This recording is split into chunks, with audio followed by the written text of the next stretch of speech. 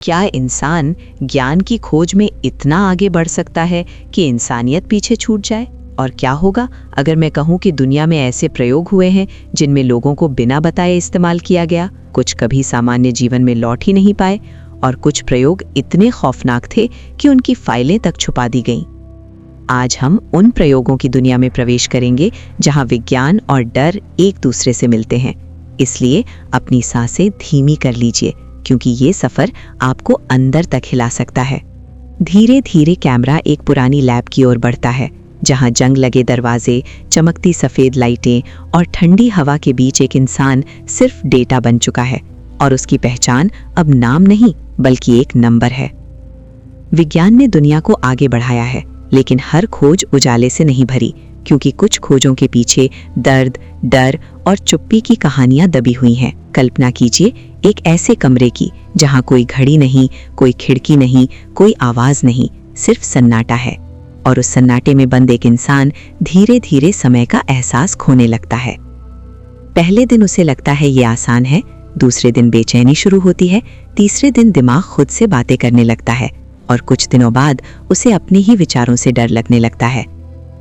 वैज्ञानिक बाहर खड़े सब नोट कर रहे हैं, क्योंकि उनके लिए ये डेटा है, लेकिन अंदर बैठा इंसान धीरे धीरे अपनी मानसिक दुनिया खो रहा है।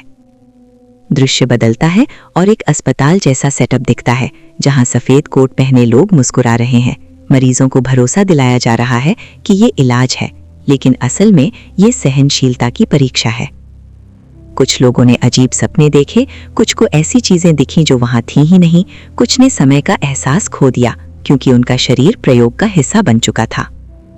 सबसे डरावनी बात ये नहीं कि प्रयोग हुए, बल्कि ये कि कई लोगों को कभी बताया ही नहीं गया कि वे प्रयोग का हिस्सा थे।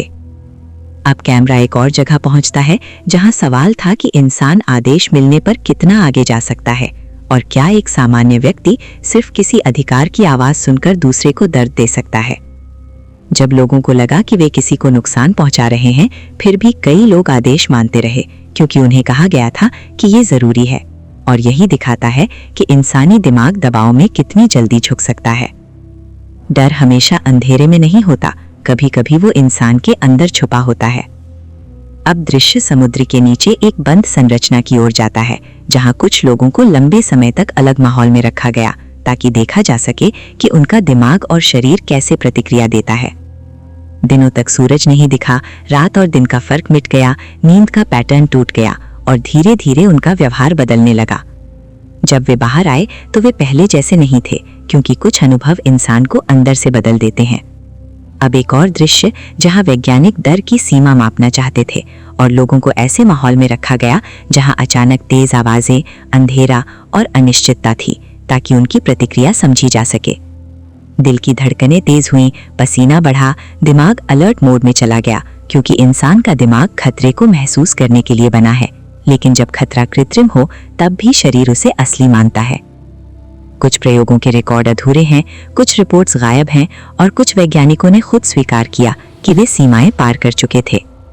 अब सवाल उठता है, क्या ज्ञान की कोई सीमा होनी चाहिए, या विज्ञान को हर हाल में आगे बढ़ना चाहिए? कल्पना कीजिए भविष्य की एक लैब, जहां आर्टिफिशियल इंटेलिजेंस, जेनेटिक बदलाव और दिमाग पढ़ने वाली मशीनों पर काम हो रहा है, क्योंकि आज जो कल्पना लगता है वो कल हकीकत बन सकता है। अगर इंसान यादें बदल सके, भावनाएं नियंत्रित कर सके या सोच पढ़ सके, तो क्या होगा? क्या ये मदद होगी या नया खतरा?